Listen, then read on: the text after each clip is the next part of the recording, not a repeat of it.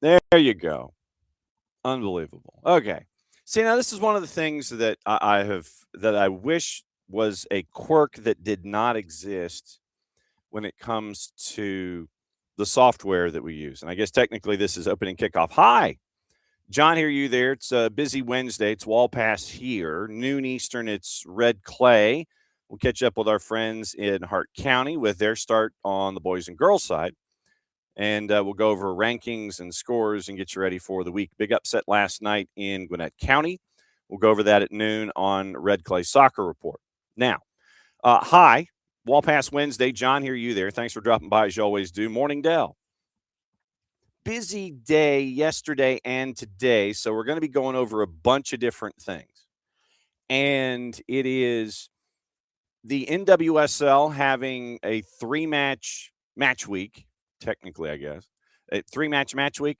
I mean, literally, it's 3 matches in like 8 days. So and for one of the teams that we're going to be looking at, it'll be 3 matches in less than a week. So busy times for folks, and it is midweek match week. We'll get into that, and that's in hour number 2 as we get you ready for the rest of your day. Dylan Butler set to join us at 10 o'clock. We'll look at Major League Soccer here in the bye week. We've got a lot of different things to get into in hour number 1 because somebody said yesterday in a 2-minute video that they were leaving a year early. So we got to get into that. Sacramento has their new stadium plans up. And I know that, and you'll hear an interview that happened on local television with a member of the front office.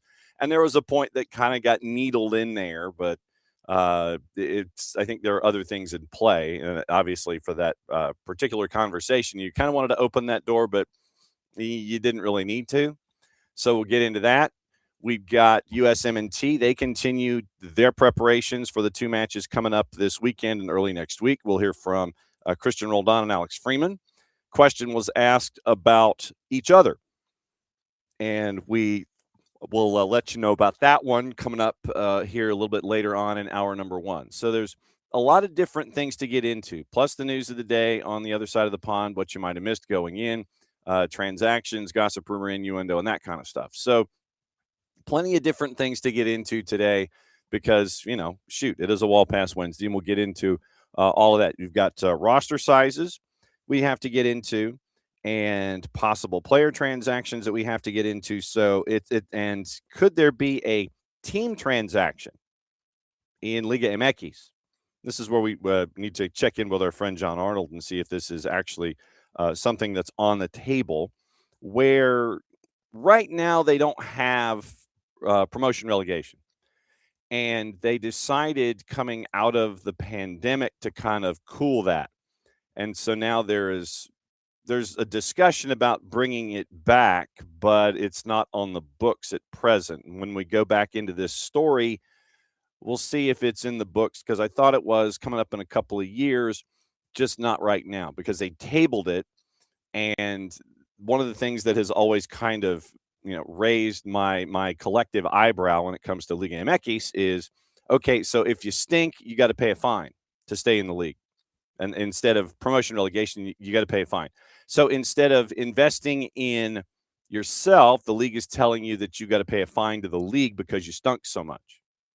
And we'll get into all those rules and regs, but there's the possibility that has been floated that you may have another team buy the naming rights, or at least the property of another franchise, and then that would mean that those two would flip. And so you would have one particular team sit there and assume the license of another. And this isn't the first time that this has happened. I think Mazatlan was the last time it happened, but there's the possibility now that it could happen again. And we'll get into that. So, yeah, Wall Pass Wednesdays all over the place. It's USMNT, it's Sacramento, it's Mo Salah, it's Liga MX, it's NWSL, and Major League Soccer, all in 2 hours. So that's kind of where we are this morning. All right. Opening kickoff brought to us by our friends at Black Pitch Coffee and blackpitchcoffee.com. Starting your day with the most important stories in the game. Right way to start your morning. Black Pitch Coffee, blackpitchcoffee.com. Try their home blend made with beans from Brazil and Guatemala. Heavy bodied, notes of walnut, semi-sweet chocolate, and a rich world-class finish. Opening kickoff brought to us by our friends at Black Bitch Coffee and blackbitchcoffee.com. Morning, David. Morning, Abby. And we now have the MLS All-Star Game officially announced and the 6 players that get called up. And so, yes, we're getting into the actual names and numbers of folks that called up. I know that Abby had asked, and I had heard 3, and it is now doubled to 6, and this for Atlanta United call-ups. And this also includes players that are called up to U20s and things like that. And so it is Galarza, Almiron, Luke Brennan for the U's, Santi Pita, Cooper Sanchez, Aiden Torres. And so you have Almiron and Galarza for Paraguay and taking on Greece in Athens. That doesn't suck. March 27th, and then moving to Morocco and taking on moving to Lens, France, and taking on Morocco on the 31st. Speaking of Lens, we got to get into that too. Lens and PSG and Ligue 1 having a bit of a to-do about scheduling. So that reminds me on that. So we got to talk about that before we go as well. So, all right. So it is Almiron and Galarza joining Paraguay for friendlies. March 27th in Athens, and then going to Lens, France to take on Morocco on the 31st. So that is those 2 are heading overseas. Luke Brennan is going to the U21s, and that training camp started 2 days ago in South Korea, and they're going to have matches against Japan's U21 on the 27th, local time, 2 a.m. for us. Then it's going to be against the South Korea's U23s, March the 31st, 6 a.m. local time, and 7 o'clock theirs. So meaning our local time, 6 o'clock in the morning. So if you can find a stream, it's probably on FIFA Plus. But the U21s for Luke Brennan, March 27, very, very early in the morning in South Korea, Korea Republic, March 31st. Not as early as the other one, not as middle of the night-ish, but still pretty early in the morning. So Brennan now has represented the United States at the U19 and U20. He's going to take have reps at the 21s, 12 appearances, 1+3 with the U20s, and a member of the squad that reached the FIFA U20 World Cup. Santi Pita called up to Venezuela's U20 side for a training camp in Porlamar, Venezuela. 3 appearances, and he's got a goal for the U20s, represented the U.S. at U18, U19. Then you have Cooper Sanchez called up for the U18s for the Torneo Internacional de Lisboa. So he's in Portugal, and they will take on Iceland on the 26th. Not as bad local time. I mean, like if you're up at 7 o'clock in the morning, I'd probably catch the second half. And then it is Morocco on the 28th and Portugal on the 31st. And so that's a tournament in Lisbon, Portugal. And that is now 10 appearances for Cooper Sanchez in the U17s, 3 appearances at the 2025 U17 World Cup. Aiden Torres called up for Puerto Rico's national team for the FIFA series matches against Guam and Puerto Rico on the 25th. And he is seeking his first appearance for Puerto Rico. So it is 2 for Paraguay. It is Brennan for the U21s, Santi Pita, Venezuela U20, Cooper Sanchez U18s, and Aiden Torres, Puerto Rico national team. So we are efforting, and I'm hoping that we can make this happen. We are efforting conversations with coaches and hopefully players overseas. South Korea is going to be, that's going to be all the way, halfway around the world. So what was the time difference there? It was so it's 13-hour difference with South Korea. So 13 hours with South Korea, and currently for Portugal, it's 4. And then they're going to have a time change this weekend to get it back to how is it 4-hour time difference? 5. Okay, so it's going to be 4, and then this weekend they do spring forward overseas, and then it turns into 5. So we're efforting. Probably, I would say Portugal might be the better catch-up that we have next week with the U's on the USMNT side of things, the U.S. national team side of things. So we're efforting South Korea, efforting Portugal, we're efforting what's going on. So we just have to figure out the logistics to make it all happen. But yeah, so 6 Atlanta United players are for one team or another, one age level or another. They're exercising their international wings in this particular window. So very, very cool that it is up to 6. And obviously we're keeping an eye on Luke Brennan, keeping an eye on Cooper Sanchez and Santi Pita, Aiden Torres, and Matias Galarza, and with Miggy Almiron. So that is that's the rundown there. So now they finally have it posted. Every call up in the window, they finally have it posted at MLSsoccer.com. So it's 6 for United, 5 for Austin, 2 for Charlotte. Chicago Fire has 7. Cincinnati has 8.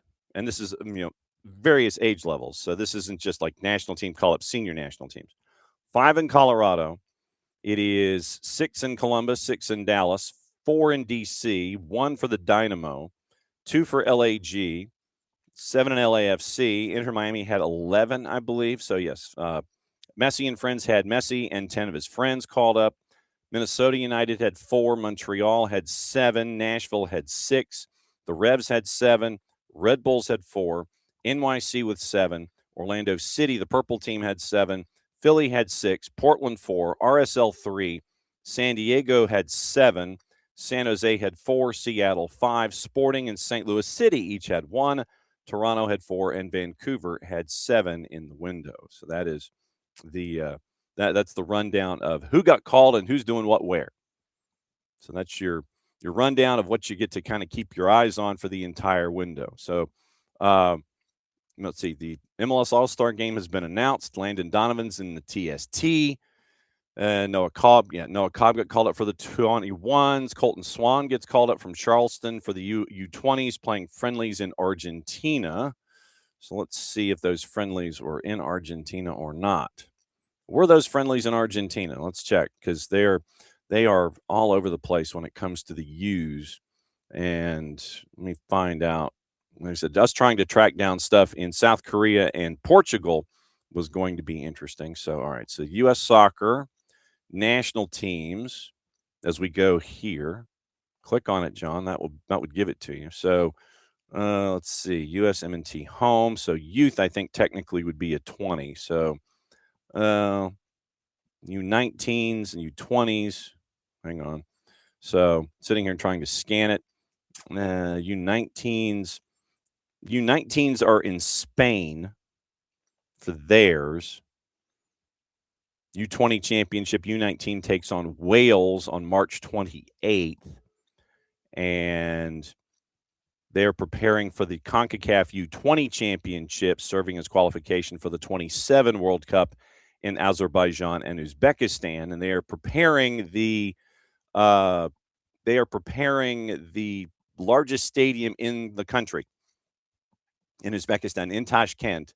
I think it's supposed to be 55,000, and you'll see like the construction photos and things like that, because while they have the FIFA tournament, the group tournament that involves Uzbekistan and Trinidad and Tobago and Gabon as 3 of the 4, they're constructing the major national stadium there in the country. So Jeremy Hall named his 20 players for the U18s, 20 players called to the U21s. So Rob Valentino, thank you, Dell, for that. And we are also efforting an interview with Rob just to kind of catch up with things and find out what's up. So let's see. Rob Valentino is in Argentina at the Presidio Deportivo, the Lionel Andres Messi, and they're taking on Atletico Independiente's reserves. Okay, so Villa Dominico Independiente, and Swan is the only one from the USL. So that is our national team update. That's opening kickoff, brought to us by our friends at Black Pitch Coffee, blackpitchcoffee.com. Starting the day with the most important stories of the game. Right way to start your morning. Black Pitch Coffee, part of the SDH community, showing up at events all over Atlanta. Try their home blend made with beans from Brazil and Guatemala, heavy-bodied, notes of walnut, semi-sweet chocolate, and a rich world-class finish. Opening kickoff, presented by our friends at Black Pitch Coffee and blackpitchcoffee.com. So that is the rundown of the national team stuff, and at least from outside the United States. Inside the United States, up at the Children's Healthcare of Atlanta Training Ground, they're busy. busy because they have Belgium, or as Will McAvoy called it, Belgium and Portugal coming here to Atlanta over the next week and the weekend, and then on Tuesday next week. So as they are going through all of their paces, and Mauricio Pochettino has the 27 that he's looking at, they have the opportunity to catch up with the assembled media. There's a mixed zone opportunity for us this morning.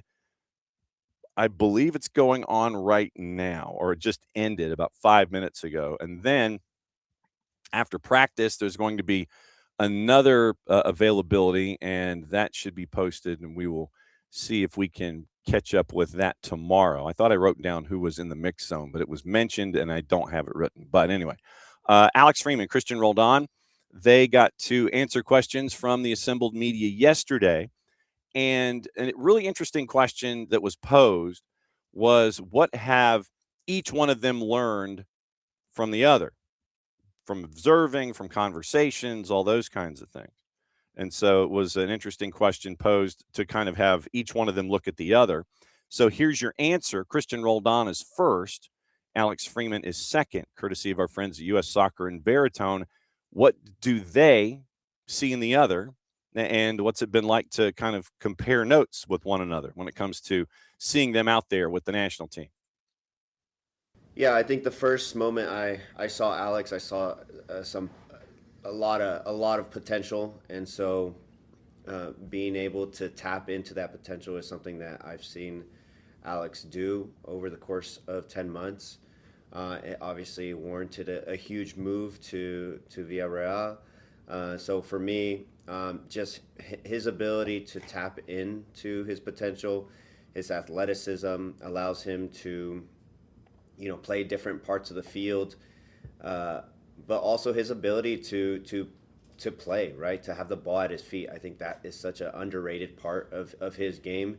His ability to find guys in the midfield, wiggle out of pressure, dribble out of pressure when the time comes. He really is a complete player. He brings a lot to the team, and I'm excited for him. I hope that he continues to grow at Villarreal. But again, it's going to take a whole lot for him to see the field. The level of competition is very high over there, but I fully expect him to tap into even more of his potential, grow as a player, be uncomfortable in certain situations so that he continues to grow.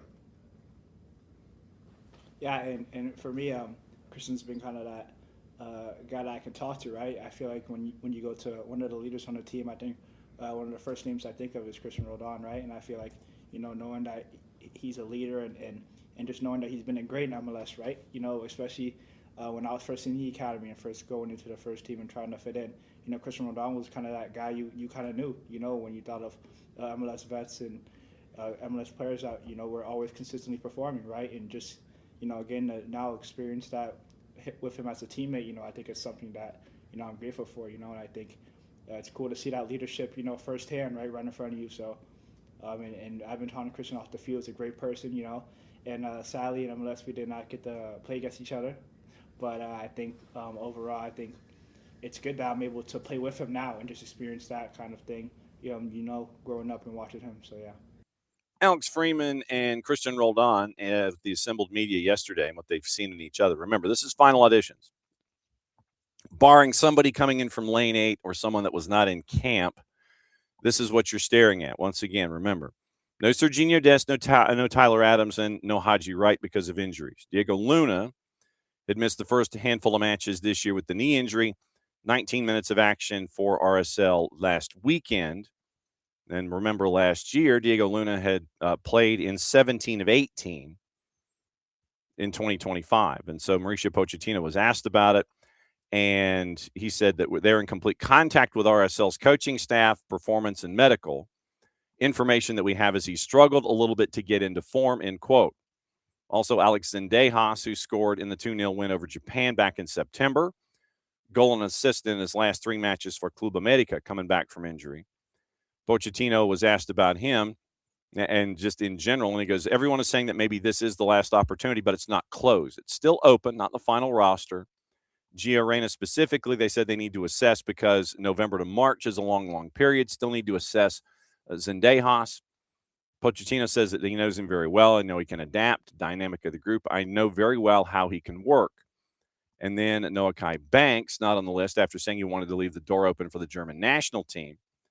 And it is a decision for a 19-year-old to try and figure out, okay, what do I want to do? What are my next steps? What are my next steps? And so Noah Kai Banks is going to be looking at that. Morning Ricky. And we will have a bit of coverage on Sacramento coming up in a bit. So Noah Kai Banks played youth national, took part in the September camp, didn't see any action. And so Noah Kai Banks, he's got some things to think about. Pochettino says he's not concerned with Christian Pulisic's 2.5-month scoring drought. Weston McKennie was part of only one of the 3 fall camps, but he's been doing well with Juve. And this camp's going to give Pochettino a chance to determine McKinney's best role. Jedi back in camp after missing all of 25 because of injury. And then you have Chris Brady and Roman Celentano in. Remember, Roman Celentano, he was in initially, and then Celentano was in, and then he was removed, and then Patrick Schulte is in, and Celentano was injury concern. So Pat Noonan and FC Cincinnati kind of thinking forward a little bit when it came to Roman Celentano. So the roster coming in, Brady, Schulte, Friesen, Turner in net. Defenders, Arvston, Freeman, McKenzie, Tim Ream, Chris Richards, Jedi, Miles Robinson, Joe Scally, Austin Trusty. Miles Robinson is a part of the Q&A sessions available for the media today. We'll have that for you tomorrow. Midfield, Sebastian Berhalter, Johnny, Weston McKennie, Aiden Morris, Gio Reyna, Christian Roldan, Tanner Tessman, Malik Tillman. Forwards, Aronson, Big Pat, Fleuren Balogun, Ricardo Pepi, Christian Pulisic, Tim Weah. The player that has the least number of caps that is in this camp is Austin Trusty with 5 position players. Chris Brady has not been capped. And then you have from there Matt Freese, who has 13, Alex Freeman with 13, Max Arvston with 16, a lot of them coming in 25. Austin Trusty with 5, Sebastian Berhalter with 9. Aiden Morris with 13, Tanner Tessman with 12, and Big Pat with 12. So that's what you're staring at for these 2 matches. It's an opportunity for Mauricio Pochettino to kind of look at things, see how they're going to respond, and how they're going to go up against Belgium and Portugal. Belgium and Portugal coming up, on the weekend, and then again on Tuesday. Don't forget, we're going to be at the Brew House on Friday and Monday to kind of hang out with you and have your questions and see what it's going to look like and see what your questions and concerns are, expectations, all the things as we get you ready for Belgium and Portugal.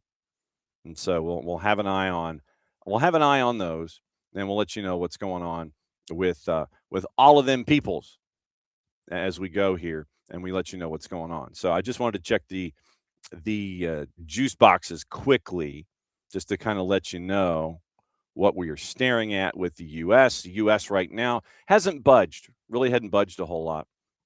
It is U.S. at a plus 188, draws a plus 250. Belgium is a plus 135.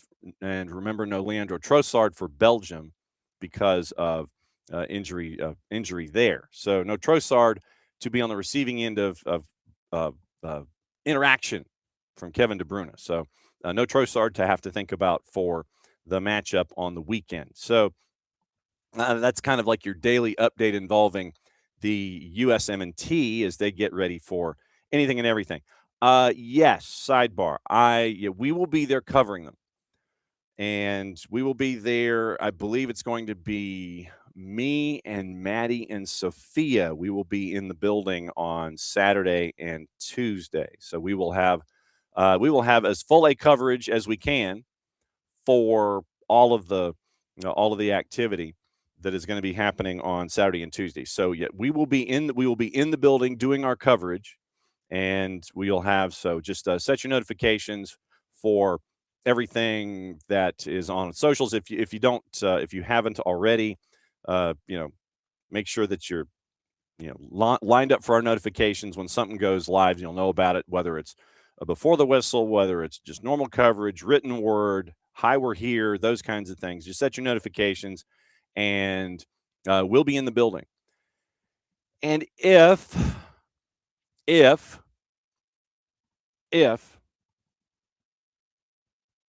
there bright and early, you'll know. If we're there late, you'll know. And if you're going down there to park, go in groups, because looking at the parking fees for the Belgium match, I have not seen them for Tuesday in Portugal, but the parking fees that are being posted are insane. Not necessarily a surprise, but they're still insane. So if you're going, go MARTA. Or if you're going to drive and you're going to tailgate, go in a group. Take a big car and go in a group, because the prices are insane. Some prices are even triple digits depending on the deck that you want to try and get into. And so this is kind of a precursor to what it might be come the matches in the summer. If you're going, take a big car, take a lot of people. Treat it like you're going to the drive-in. I mean, of course, I just dated myself. For those of us that would go to drive-in movies growing up, what we used to do was we would either hide in the back seat of the car and try not to be seen by the ticket taker so we could smuggle more people in, or we would go in a rather large vehicle so that way we could have fun, open tailgates, and sit on the roof and things like that. And so, yes, this is in the days of black and white television and movable type. Think the same thing. If you're going as a group in tailgating, make sure that your car can fit both your tailgating gear and all your people. And it still could cost you $20 to $25 a person to park, depending on where you want to park. If you want to walk, you can walk from the other side of Centennial Olympic Park, and it's like $25 in some places. But the closer that you get to the Atlanta Stadium that will not have its roof logo removed, I don't think you'll see a whole lot of roof shots, but you won't have that logo removed. There was a good article by Henry Bushnell at The Athletic about certain stadia and how they're trying to navigate the idea of all of their signage. And MBS was one of them. So that top spindle, that's not going to be have any removal of the logo, but it will still be Atlanta Stadium. So that is something to keep an eye on. Just make sure that if you're going in a group. Take a big car, go in a group. If you want to park close, if you don't mind walking, maybe you can get in your normal size car. Just take MARTA. If you're not tailgating, take MARTA. If you're catching up with friends, take MARTA. It's smarter. They say so. But if you're going as a group, go as a group. Abby, smart play. Bought her parking a long time ago. Smart play. Well done. So smart play, Abby. And that was definitely the way to go, and get it in, get it done early, and forget the rate of inflation. Because as we get closer, you know that you're going to have things increase in price. Earlier you get stuff done, So we'll keep an eye out for that. Just and by the way, just as we go through, like on Monday, or if you buy your parking on Friday or Monday, let us know how much you had to pay. If you're comfortable saying it, let us know how much you had to pay, just to get an idea for rate of inflation and availability and proximity and all those kinds of things. So keep an eye out for that. There you go. All right, that was like I said, that was your USMNT for the day. Like I said, the rest of the day we're going to talk about some dude that is hanging it up a year early from his current club. We'll get into that. But since we're kind of here domestically, we'll stick domestic. Yesterday, folks in Sacramento made the rounds. And it was to announce that they are unveiling the plans, and the plans and the pictures are out there. 20,000 seat stadium. For the longest time, Sacramento has tried to do something at the rail yards, and it is, no offense to Hard Health Stadium, but they wanted to do something bigger. They wanted to do live, work, play. They wanted to do the large economic development that we're seeing in USL and the USL Championship and League One and all of those places. So yesterday, Sacramento came out with their renderings, and they had folks make the tour to kind of break everything down. I'm going to play for you an interview from ABC 10 in Sacramento, and it was a conversation that Walt Gray had with Scott Moak, who's VP of Business Ops and Community Affairs. So basically, Scott came into ABC 10, and he caught up with Walt Gray, and Walt Gray is a well-known, well-respected veteran of Sacramento media. So I'm going to play this conversation, and there was one little tweak in there, like a bit of a rib that I wanted to address, and that Ricky has brought into the timeline. That's the comment from the mayor on the backside. So here's the conversation that was had with Walt Gray from ABC 10 and Scott Moak from Sacramento Republic about the announcement of the renderings and the plans of this mega development that is hopefully finally, if you're a Sacramento Republic person, getting on the board. And it was interesting to hear this one little section that goes into what Ricky was talking about here in the timeline. Here's your conversation, once again, courtesy of our friends at ABC 10. Today, new renderings of the highly anticipated stadium for Sacramento Republic FC have been unveiled. We're joined by Scott Moak with Sacramento Republic FC. Scott, good to have you here. So let me ask you this. The first thing that came to my mind, a larger stadium than we thought, 20,000. What is it? Is there something you want to tell us about MLS at this point? Because this stadium is perfectly sized now for the MLS. Well, we gotta get into the dirt. We got concrete to pour. We got lots of things that have to happen. Clearly, we're going to be open. We're going to take those phone calls as they come in, but we have to be focused on the project at hand, which, as you know, and as you said, much bigger, means you actually now can invite all the people who love you in Sacramento, and they can all ascend to watch a game at one time. 20,000 people. Yeah, thank you. You're very kind. So the original blueprint was 12,000. Yeah. With the possibility maybe at some time it would get bigger, but it got bigger already. What was the reason for that? Yeah, I mean, the tribe, Wilton Rancheria, Jesus Trango, and Chris Franklin really realized that this was a moment, this was an opportunity for them, for the region, to go bigger and to truly revitalize that area that we've been looking at in those rail yards for so long. All those acres of just dirt and opportunity. They took the opportunity to jump on it. They're going to infuse, I mean, right up front, close to $1 billion in investment, all privately funded, taking care of the stadium, all the surrounding development, and bring this to Sacramento, because this is what Sacramento deserves. We know that. You've been here longer than me.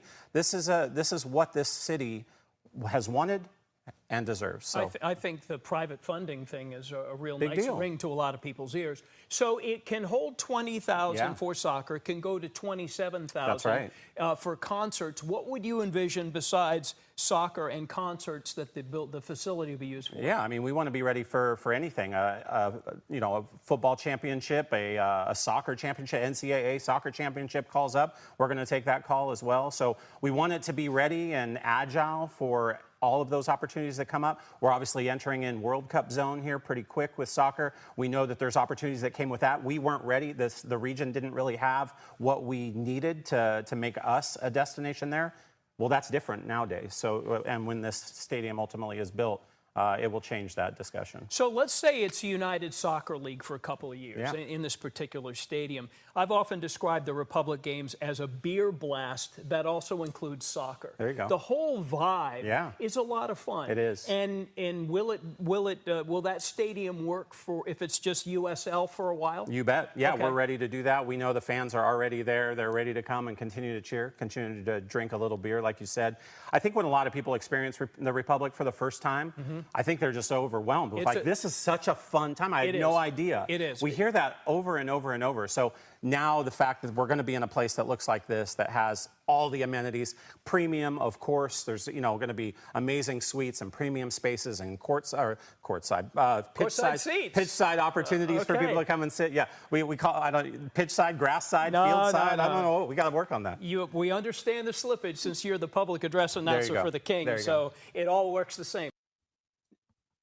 And so there's the conversation that was had with Walt and with Scott Moak. And Scott was the individual that was given the opportunity to go to as many of the television stations as humanly possible. And so Scott went to KCRA, went to ABC 10, and this was the longer conversation of those two.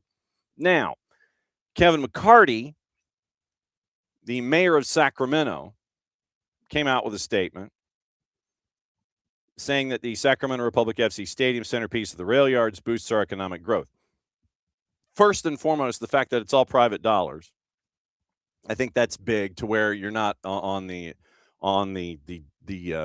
government dole, and that Wilton Rancheria, they want to make sure that live, work, play is all theirs. They don't want any kind of encumbrance, and it's like, it's ours. We're investing the money, and this is how it's going to be.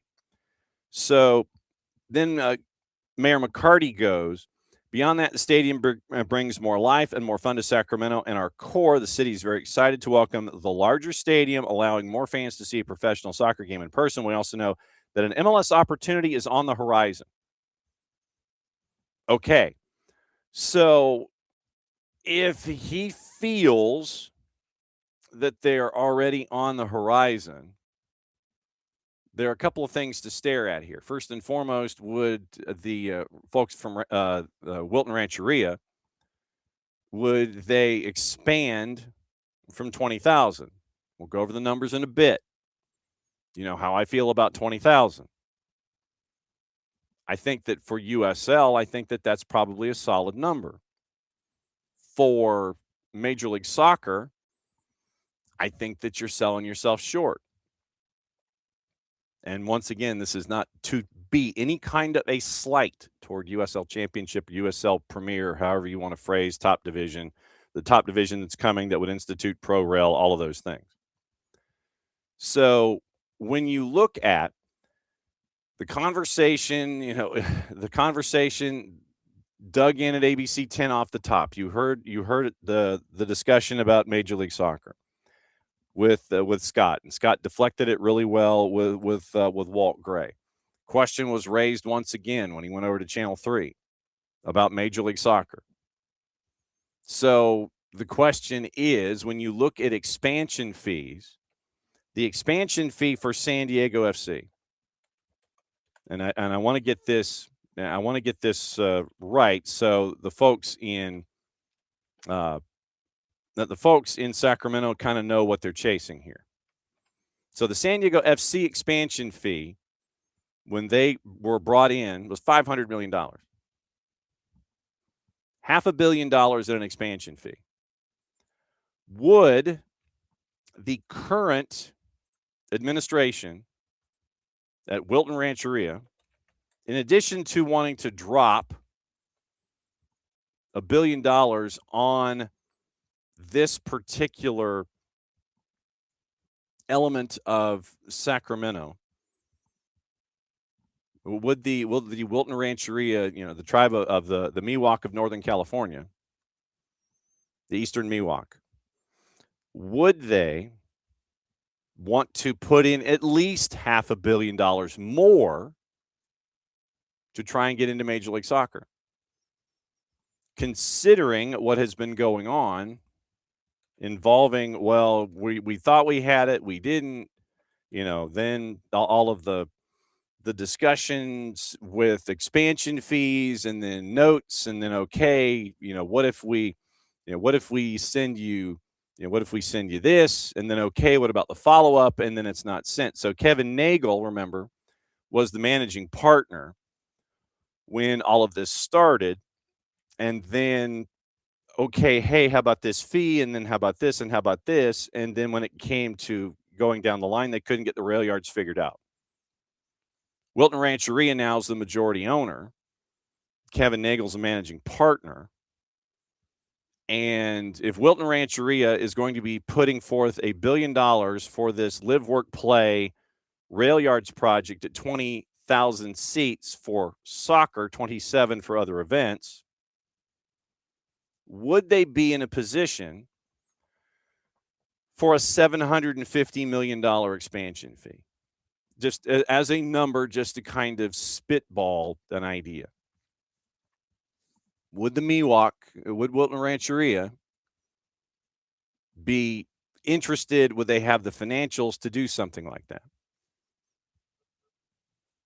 14 acres, 500,000 square feet, 20 different seating products.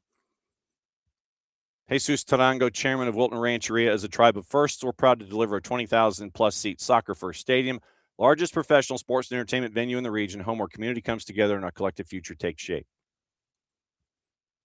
Remembering the conversation with Walt, it was initially mentioned at 12, and then consider expanding as a part of phase 2. 20 is a lot more than 12. And you're looking at that right now. Is it expandable from 20? That would be my first question. Or is it 20? Locked in, 20,000, that's it. Back in November, Sacramento submitted an application to the city, the Republic, paved the way for the larger stadium. Paperwork stated at the time the earliest the stadium could open under those plans would be March of 28. Ground prep began in August. Sacramento brought on Pegasus Development to lead the efforts on rail yards. Pegasus was involved in building a casino that was owned by Wilton Rancheria, so that makes sense. And so the deflection of the idea of, okay, let's bring in Major League Soccer might be putting the cart before the horse. I think that if you are Sacramento Republic and if you are Wilton Rancheria, I think that I was looking at this, and like I said, I could be completely wrong. I was looking at this as Sacramento looking at the idea of USL Premier. That's where I was going with it. That's what I was looking at. I was thinking that if it's ready for 28, USL Premier, let me see, when would they want to trot out the Premier League? So, all right, so USL Premier, that new top flight that USL announced back in January late. So when they announced this structure of Premier Championship League One, single national table 20 clubs scheduled to launch in 28. That's from the league. That's from USL back in late January.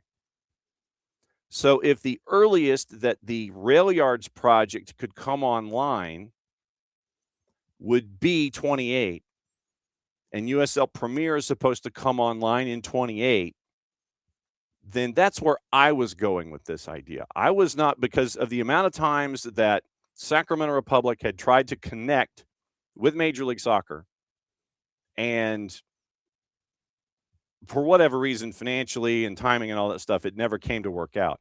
This is where I was going. I was going with the notion that this was to line them up for USL Premier. Now, remember, USL Premier, you're supposed to have a certain number of clubs, and it's supposed to be 12 to start, I believe.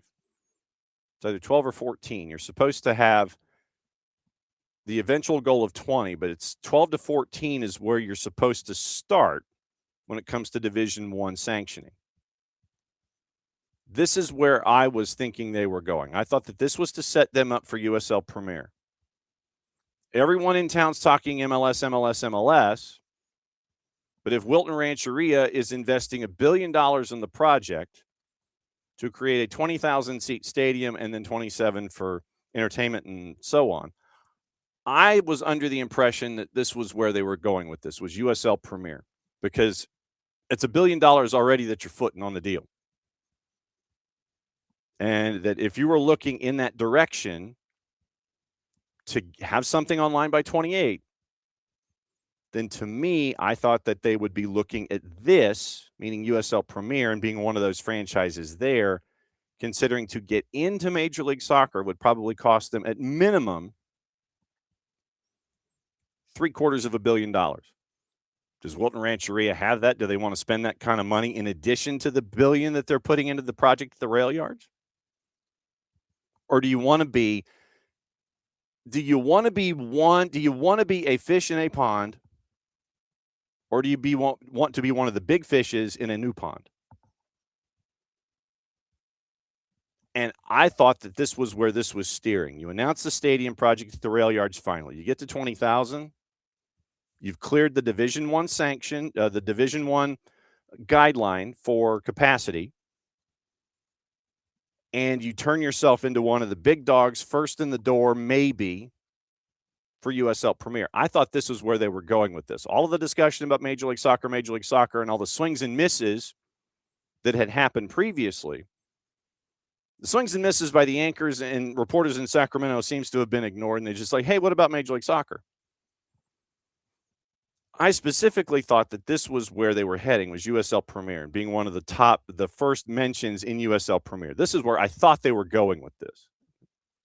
And I think that this is where the question should go to Scott Moak and to Wilton Rancheria and to Kevin Nagel and to anyone associated with the Rail Yards project, and to Tampa, frankly, for USL. So that, to me, is where the line of questioning should go. While I appreciate what the anchors and everyone in Sacramento were doing when it came to steering the questions, and what I appreciate Kevin McCarty, the mayor of Sacramento, doing with his statement, considering the level of investment that Wilton Rancheria is putting into this project, I thought that they were chasing after USL Premier to be one of those first announced teams that would be a part of this project. Like I said, this is just me taking the information as it's being presented and looking at their place in USL, the unsuccessful negotiations with Major League Soccer in the past, the amount that an expansion fee would be to get into Major League Soccer, in addition to what Wilton Rancheria wants to do with this project. I was thinking this is steered more for USL Premier. But we'll go ahead and look at stadium capacities in USL right now. So by stadium capacity in USL Championship, and this does not include clubs that are going to be online. Protective in Birmingham is at 47-1. If Legion wanted to go, they could go. Pitbull, basically Florida International, sorry. Florida International has 20. Lynn Family's at 15-3 that can be expanded to 20. Oakland Roots is at 15. The Lab for Albuquerque and New Mexico United is at 13-5, and they have just had another referendum approved to where New Mexico United is looking to create their own soccer-specific stadium. So that movement is going down the road too. It would not surprise me if they were another USL Premier candidate. Cashman's at 12-5. Seats are 93-34. The Mike in Indianapolis at Uipui is at 12-111. Hodges for the University of North Florida right now is where Sporting Jacks plays. There at 12,000. And remember, they're building their own soccer-specific facility. Wouldn't surprise me if Sporting Jacks went to Premier. Heart Health right now is at 11,569 in Sacramento, and they're building a 20. So 20 would put them instantly in their own They would be at the top of capacity for soccer-specific stadia in USL Championship. They would be number 2 in capacity in USL Championship, regardless of event. Protective being number 1 at 47,000, but 20,000 would put them at number 2. Number 1 for soccer-specific in the league. Centerville Banks at 10.5 for Rhode Island FC. The Modular Stadium at Phoenix at 34th and Washington is 10,000. El Paso Southwest University Park is 7,500 plus 2,000. San Antonio's at 8,300. Widener is at 8,000. Keyworth is at 7,900. And remember, they're building their own, the abandoned hospital site. So I think that might be their play toward USL Premier. 1OK is at 78. Lex SC is at 75.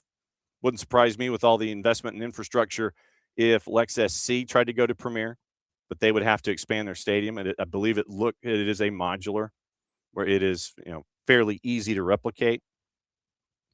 Al Lang's 72. Maimonides Park for Brooklyn FC's at 7,000. Cardinal at Cal State Monterey Bay's at 6. Trinity Health in Hartford is modular at 5,500. Patriots Point, as Del knows, is at 5. Championship Soccer Complex in Irvine is 5.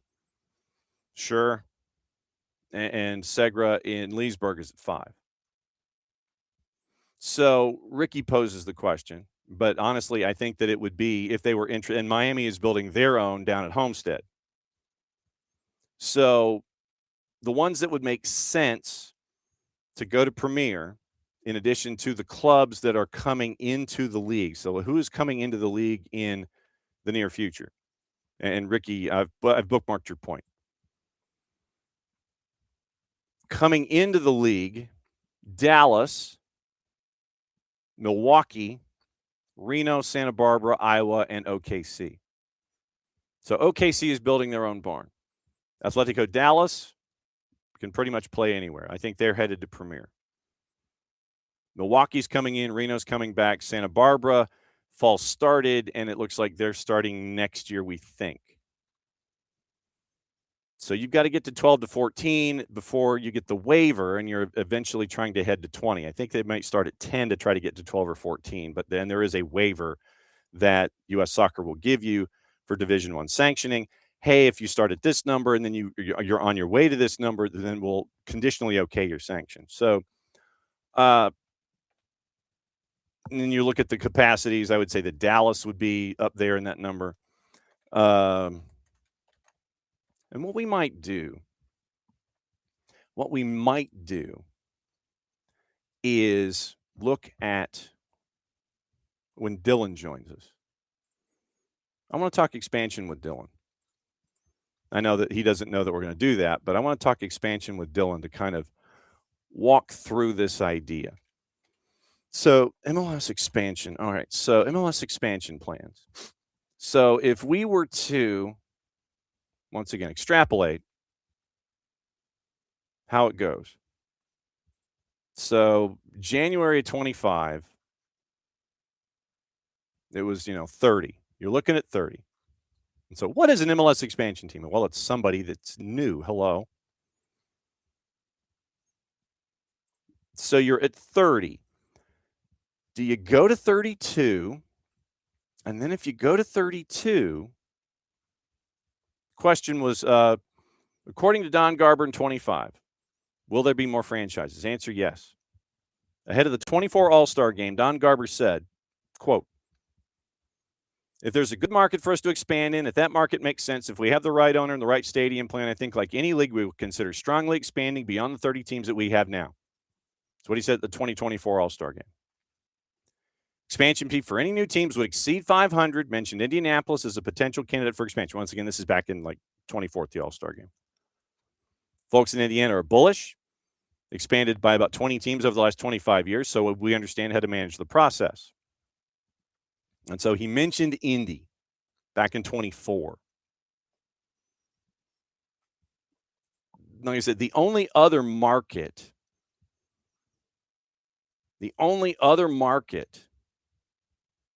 that's were mentioned. So if we go to Christmas of 25, and Ron Burkle and Kevin Nagel, and they tried. So most signs point to the league eventually growing to 32.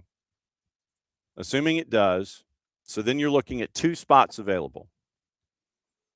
Phoenix, Vegas, Detroit. And then, as Paul Tenorio wrote time, Sacramento remains an intriguing option. And so we bring in Dylan, and we have it's a wall pass Wednesday, Dylan, and I know that this shocks you. But we kind of have gone down the Sacramento rabbit hole a little bit. And we started to mention what happened yesterday where the Republic were making the rounds, and they've announced the 20,000-seat stadium project, the rail yards, finally, apparently, possibly, probably coming online with our friends from Wilton Rancheria footing the bill for live, work, play, and $1 billion and a stadium that is not even the size of Dylan Butler Estates. It would be 20,000. So the question is, and this kind of goes into all of the talk that was raised by anchors that had to be deflected by the Republic and then brought by the mayor yesterday, Kevin McCarty. He's like, okay, MLS, So if MLS is going to 32, which Don Garber said was a possibility and a probability, not necessarily an eventuality, but yeah, if somebody's going to come to the table, we're not going to tell them no. Where do you think 31 and 32 could come from? Because I thought that the play for rail yards was more USL Premier-ish and be one of the big dogs there, because they're not coming online until 28 and USL Premier is not coming online until 28. I thought that was where this was steering, and everybody else in Sacramento is going, oh, MLS, MLS, MLS. For 31 and 32, where do you think the league goes? And hi, yeah, good morning on that topic. Morning. Yeah. I always kind of thought Vegas would be in that mix, with the way that town is becoming a professional sports town, right? So I always thought that would be a market that would potentially be it. Sacramento obviously was always kind of in discussion, right? Yeah. Too many California teams. Like I don't know. But I mean, it is a different, part of California, I guess. If you have 2 teams out west, does that now mess up the balance? You could always move a team. Yeah, just ask the Brewers. Yeah. True. Yeah, so maybe those 2. I don't really, we're pretty on this side of the world. I think we're trying to think just off the top of my head about East Coast, or I think we're good here, right? Like I mean, Midwest. I don't. Because the Haslams are already tapped into Columbus. Yeah.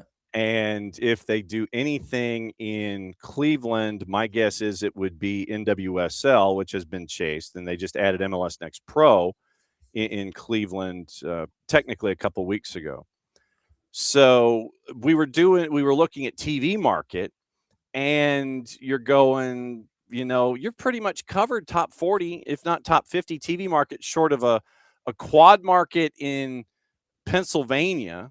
You're pretty much covered in your top 50 markets. And unless you have someone who has the same kind of thought pattern that Anthony Precourt did about how Austin was going to grow to where they are now, I don't know what that market is, but it's, you're looking at maybe Sacramento, if they want to invest another $1 billion in an expansion fee on top of the $1 billion that they're going to be putting in on this project.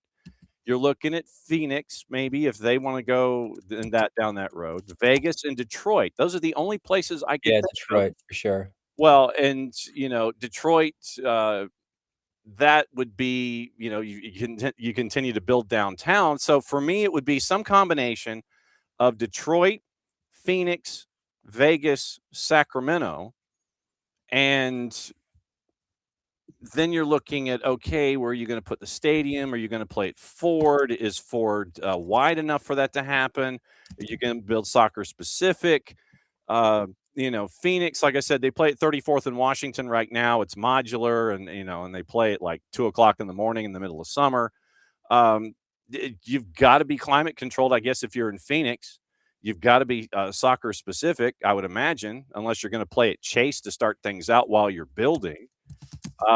There are a lot of questions here, but I would think that those four would be it. But I just thought that yesterday seemed to me that Sacramento was gearing up more toward to be one of the first ones in the door to sit there and say, "Hi, we're USL Premier. We're one of the top dogs." That just seems like, hey, we're the first one in the door on this venture for USL, considering all the hits and misses that Burkle and Nagel had trying to get into MLS in the first place.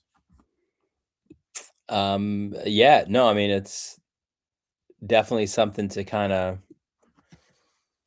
it's intriguing, right? Like where that whole thing pans out. I don't know, in Vegas, can you just play in the Sphere? It feels like that's what everything See is. now that. Well, or could you project, could you just play there on the stage and have the outside of the Sphere sit there and raise an eyebrow and be like a soccer ball or something? Yeah. But if you did 20 as a capacity, if you did that as your capacity, then that would put you dead blank and last. I mean, Dylan Butler Estates is going to be north of 20. It's going to be like, what, 22, right? Yeah. So you're not dead last. You're still like 6th from the bottom. So you're like 23rd or 24th. But 20,000, if you're Sacramento, puts you 31st in capacity. And do you want to go in at 20? Like I said, I've always thought that to be new, you got to be 30 because of what soccer is becoming here in this country.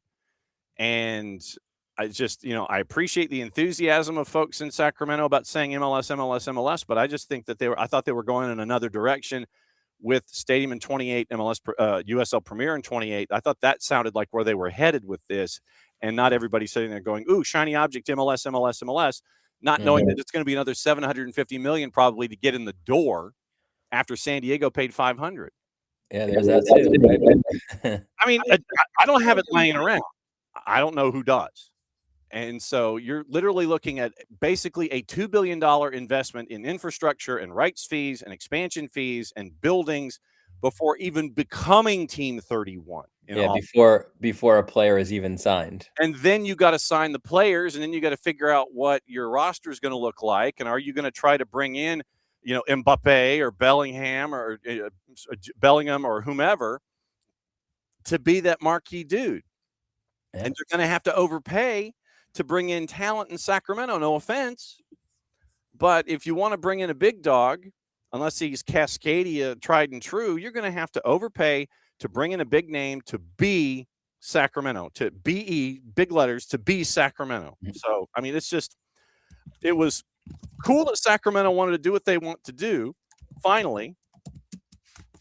And that puts them, I guess, in line to be one of the four, to be the two for 31 and 32. It seems, I thought that the question should have been more directed toward USL and USL Premier in Tampa as opposed to Major League Soccer after all the swings and misses that they had. Sure, no, that makes sense.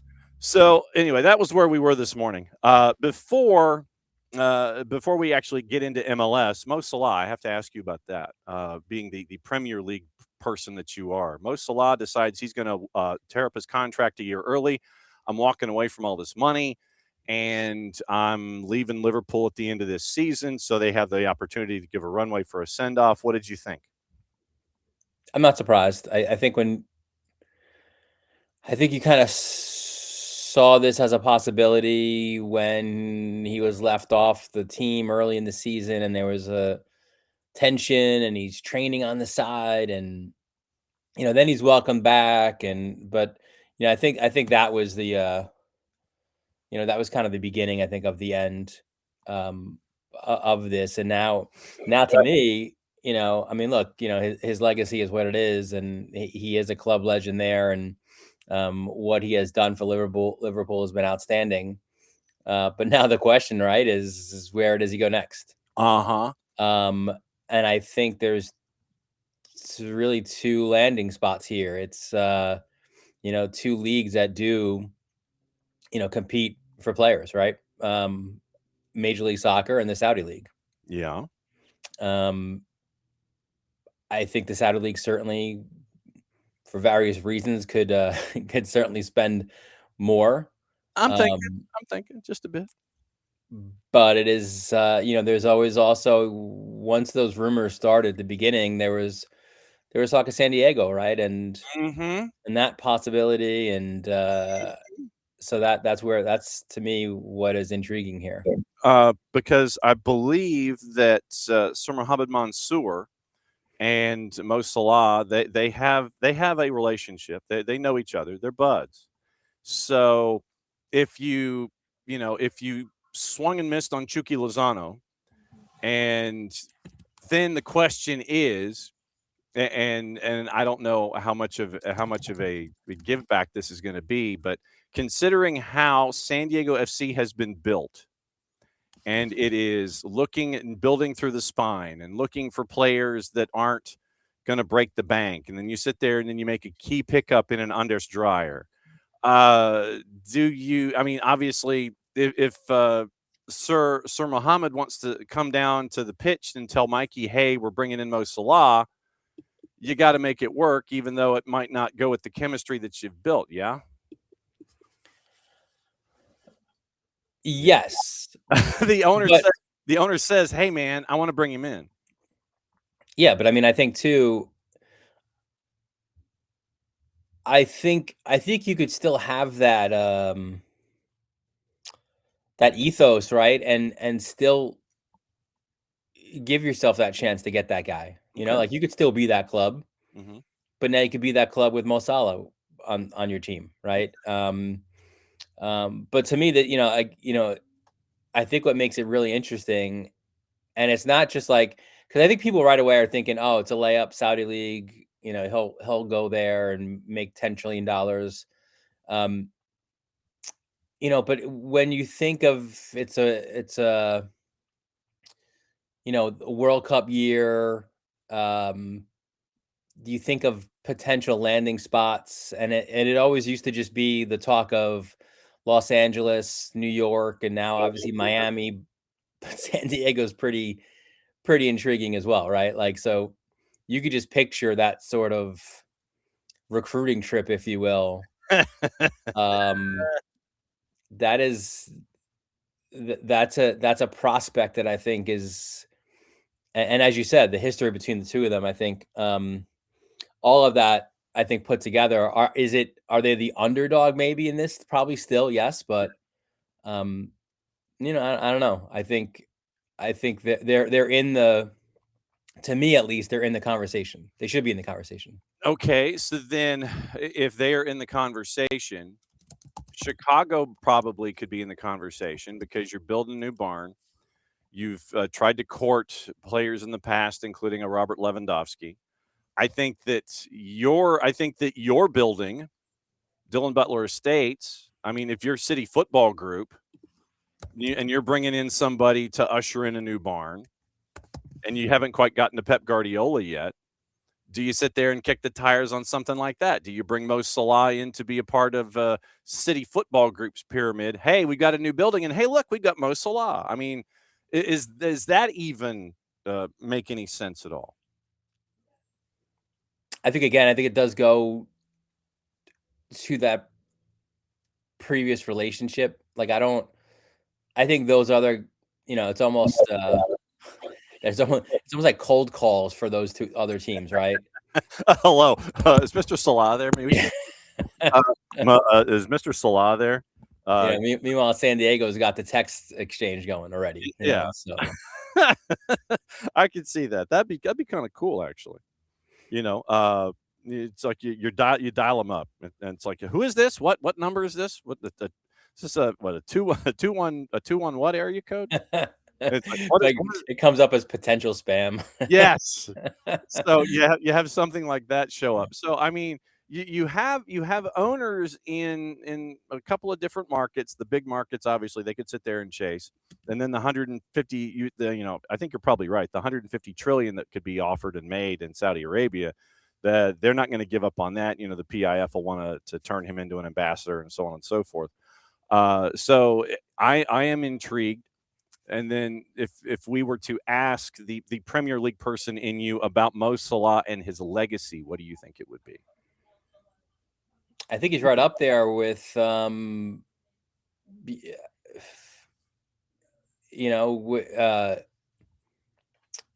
got to be at least in modern era.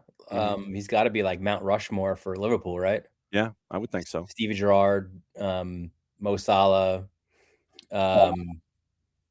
He's been outstanding for them. So, I think, like with Newcastle, it's Alan Shearer and then kind of everybody else. And he's not quite there, right? I think for Liverpool.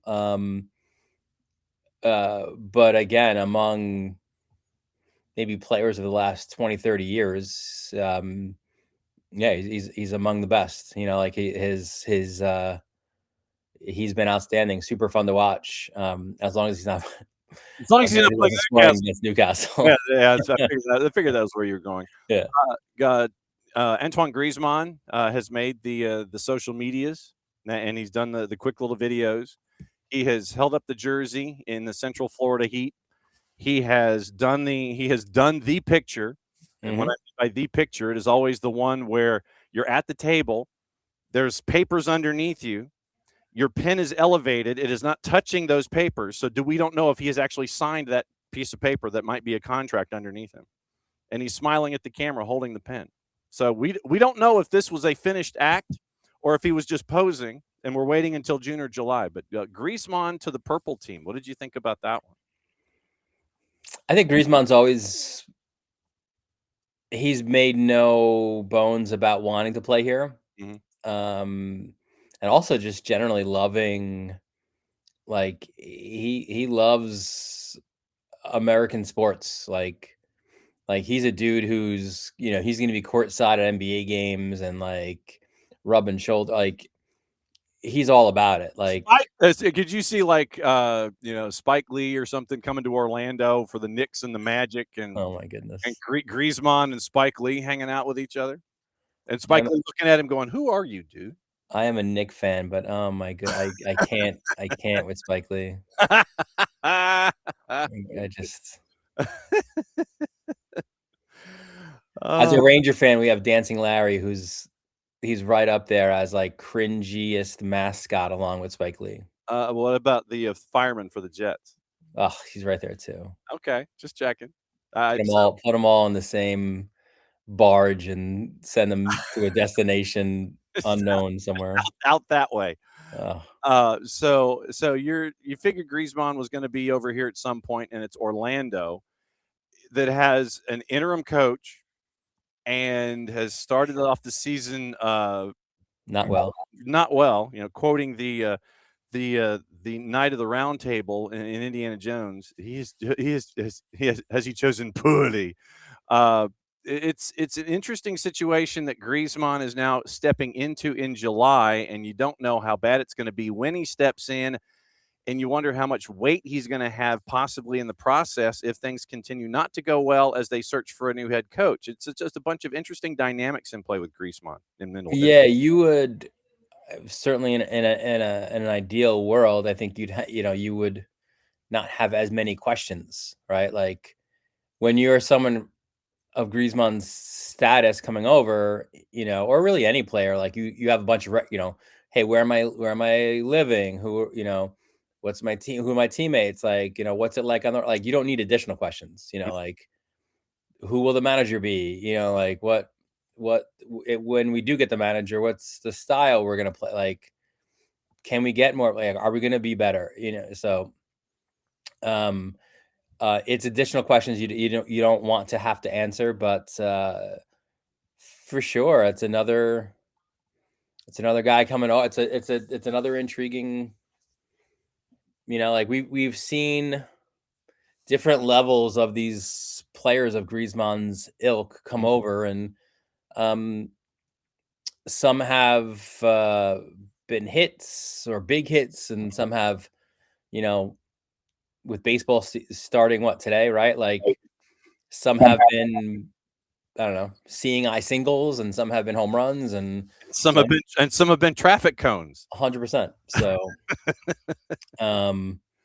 I think because of how much he loves the culture and I think he'll, I think he'll do well. Okay. But the question is, again, it's you can't carry it. Even Messi needs guys around him, right? Mm-hmm. So I just have this vision now of could you imagine if he brought Simeone with him? And Diego Simeone at his press conference is wearing the mouse ears. He's still wearing his black outfit. He still has the black suit and everything, and he's just wearing the mouse ears at the press conference with Griezmann as Diego Simeone is your new head coach in Orlando. Like I said, that is just me floating ideas out there and pictures. Once you said that, it reminded me of that old. I mean, we're going back, right? Obviously, decades. But do you remember that whole Wayne Gretzky, when he was with the Oilers, got into some hot water by calling, was it the Devils, a Mickey Mouse organization? So yeah, when the Devils first moved to, or they first became a team after, I think it was Colorado Rapids, I think, right? The Rockies. Rockies. Yeah. Who became the Devils, and he called them Mickey Mouse art. So that would be true. Like they would be a Mickey Mouse. And then if you're Inter Miami, then you can have a tifo with the Mickey ears. And see, if you had Griezmann and the Disney ears and the mouse ears and the tifo at new stadium, then right, the new. It would be that'd be great. So if the Ultras in Fort Lauderdale when they go to Freedom, let's see, do the two combined? Do we see them at do we see them there? Okay, so schedule. Let's look at the schedule and see if there is an opportunity for the Ultras in Fort Lauderdale in the second half of the season to pair up with them, and the answer is no. Denied by the idea. Oh, that's disappointing. That is very disappointing. So, I mean, that is so sad that you would not have that kind of an opportunity to sit there and yell at them in that great a way. That would be fantastic if that were to happen. That needs to happen. They need to do something. They need to change the schedules around or something to make that happen. You look at the East, and the team that is there with you, that is moving into your building, 3-1-1 out of the blocks, 10 points, tied for second, and actually they're in second because of goal difference right now over Messi and friends. Who is this? Who is this NYC, and what have you done with NYC, sir? Yeah, they've been great. I think Nico Fernandez-Marcao has picked up the biggest question was the scoring, where it was going to come from with Alonso Martinez out long term. Do they need a 9? What are they going to do in the window? They didn't get that guy in, but now all of a sudden he's 5 goals, 5 games. So he's been on a tear. Maxi, out of his Benjamin Button. Yeah, I was gonna say it's not like Aquafina or something. It's like he's literally drinking from the fountain of youth. He and Ponce de Leon, they're like this, brother. But yeah, and the other parts are all complementing each other well.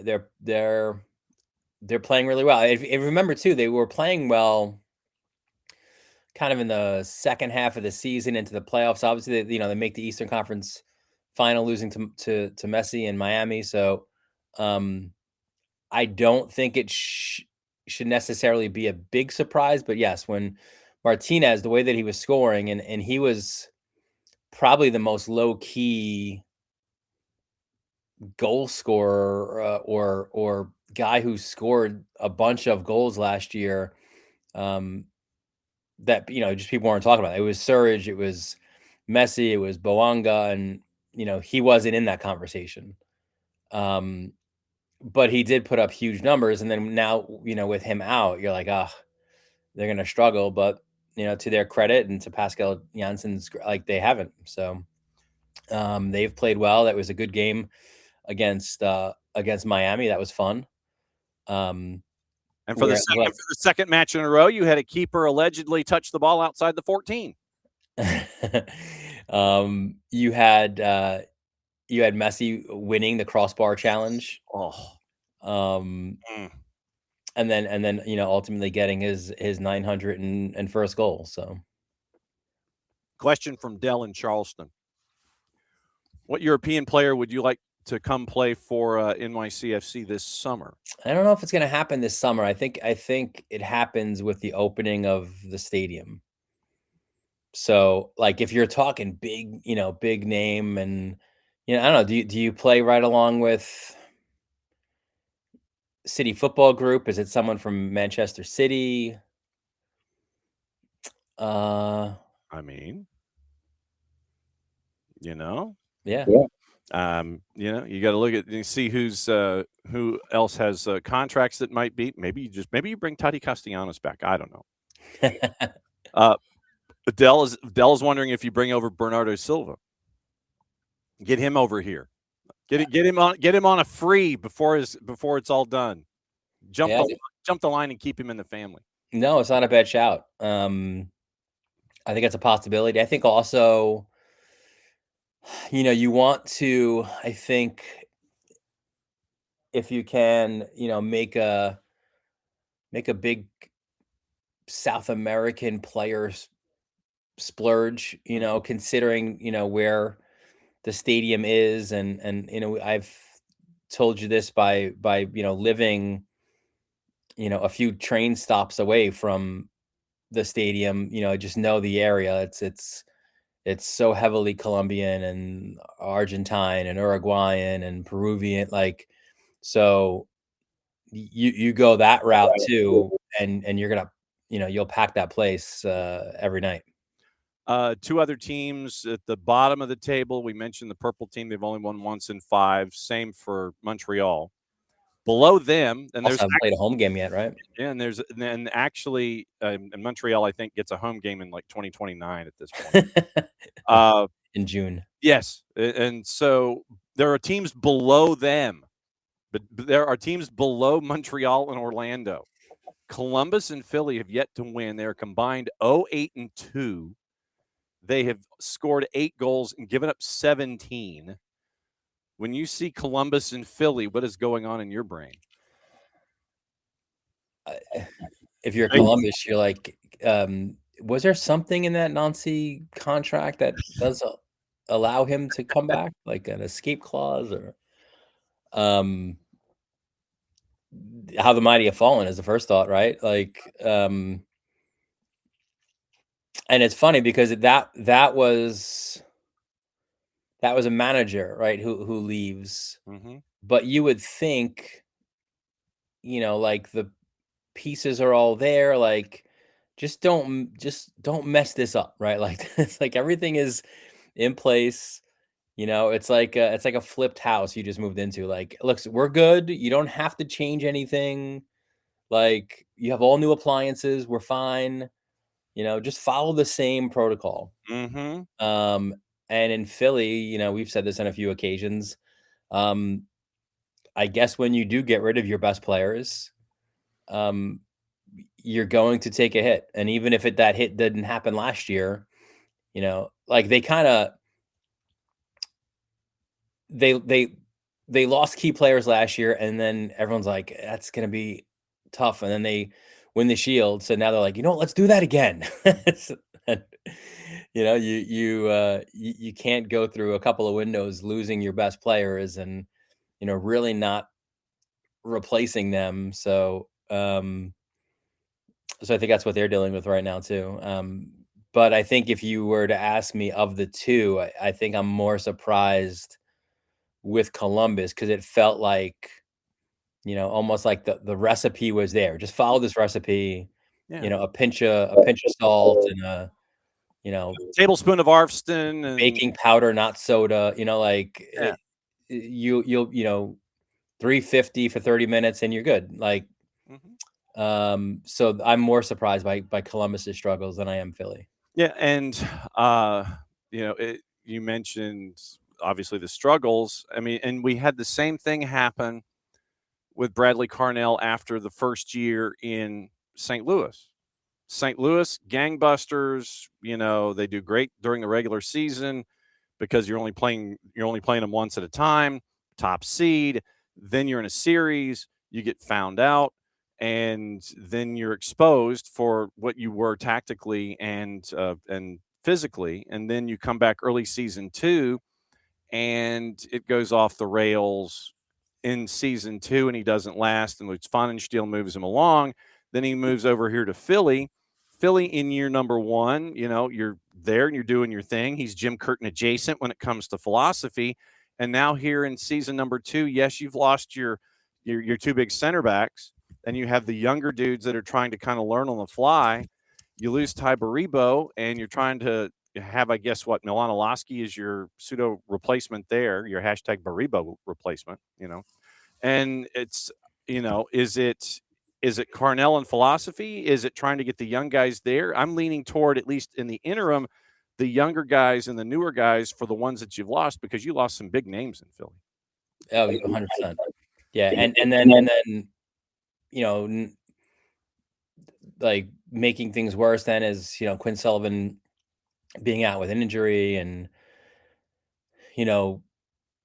Kevin Sullivan looking good, I think, in the Champions Cup, and maybe it's time for him to get more time, but yeah, it's not the easiest. Like, it's hard to get to look under those rocks and find those players, European players that seemingly nobody else is looking at, and then also along with that play car crash soccer, and on top of that, it's play your kids. Like, so many things have to hit, I think, for them to be well, to play well, I should say. Yeah, it's play your kids, be the Broad Street Bullies, or the Chester Court, whatever you want to call them. But but you got to play Broad Street Bullies soccer. You got to play the kids. You've got to be economical with your pickups. And right now, it's not meshing with everything that you brought in, which hasn't matched what you replaced. What are you doing on the bye week? You just hanging out? Hanging out. You just hanging out? When do I do that? Hanging out. You actually doing? You going to watch? Make sure that that the boss is getting everything done at school and doing the getting her there, before everybody else. First to get there, last to leave. What's going on in the bye week? Well, for Major League Soccer, I'll be on for the US match. I think both of them, actually, but starting Saturday, I'll be on for that. Okay. As will we. We'll be there. Yeah. Okay. All right. And then a bunch of lacrosse for Varsity Media. This is a fun one today before I leave. So today is Chaminade St. Anthony's lacrosse. Now, I don't know. I'll give you all of the stats, if you will, and then you can tell me if there's something that you have in your area that is close to this in whatever sport, probably football, I would assume. But okay. So this is in the most recent rankings in both USA Lacrosse Magazine, which I am a contributor for. Ooh. And also with Inside Lacrosse, they are both, the 2 polls are the same. So Chaminade is number 5 in the country, and St. Anthony's is number 6 in the country. Okay. I did the count for this as well. there are 47 Division I commits between the two programs. Whoa. Yeah, 47. Okay. Altogether, you throw in some D2s, some D3s, you have 63 committed college players. Damn. So there's going to be guys who are D1 guys who aren't even going to step on the field today. Man. It is, in addition to that, you've got a guy in James Gillis who is top of his class, the number one player in the country in all positions by inside the cross for Chaminade. And then you've got, it's a rivalry. It's Chaminade and St. Anthony's. There is a respect, but there is a healthy disdain between those two. So you kind of put those all in the mix. That is, high level, entertaining. It is always, they play twice in a regular season. They have this one twice in a season, the regular season game. They're the only two in their classification. So they'll automatically play for a championship at the end of the year as well. But yeah, this is no joke lacrosse here today. And 6 people are waiting already for this game. Literally, there are 6 people waiting. You will also have a food review at halftime. See, there you go. Cornerstone, which is an errant shot away from where the action will be, across Jericho Turnpike. Yeah, no, it has all the elements of must watch lacrosse. I know it is the opening day of baseball season, but this is legit lacrosse today. At Varsity Media on the IG, the 280, the Facebook, and you see the link down there on the YouTubes. 6 people are waiting. Comments have been turned off. They're ready for this one. Broadcast starts at 4:45 on 25 March. St. Anthony's and Chaminade Varsity Media Sports Network. Yeah, we'll have about a 10-minute window before that of a pregame. So pregame with that guy right there, with high school lacrosse. Yeah, for us it would probably be something in high school football, like with, say, Buford and Gainesville, or Buford and Mill Creek, or something like that. Buford sending dozens of kids to college when it comes to their game. The defending now national high school football champions on the American football side, the Buford Wolves, they send boatloads of kids, and so it would be in their non-region schedule playing a Mill Creek or something. But like 47 Division I players between the two of them. Crazy. Yeah. Like you name a school that plays lacrosse, and the odds are pretty likely that there's a kid from one of these two schools going there. Playing it like Syracuse or something, following in the footsteps of Gary and Paul Gate. Yeah, man.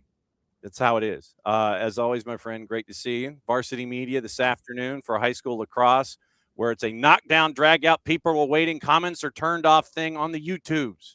What's the mug today, by the way? Yankees baseball. Let's go. That's right. Opening day. So there goes Dylan. He's going to enjoy his coffee now. He's going to enjoy his lacrosse later, and we will catch up with you again next week. All right, buddy. There he goes, Dylan Butler, putting up with all of our nonsense on a Wednesday. And it was being able to catch up with him on Sacramento and expansion, and who does he want to bring in for Dylan Butler Estates, and the unveiling at NYC, and the discussions about Mo Salah.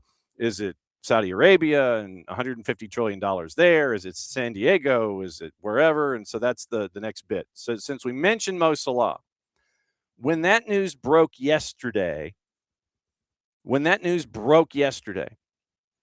here was how it was received, and this is courtesy of our friends at Sky. Here, it literally, Vicky Gomersall was having a conversation with Tim Sherwood. So she was having a conversation with Tim Sherwood, and she gets this. You figure, and I give Vicky a lot of credit.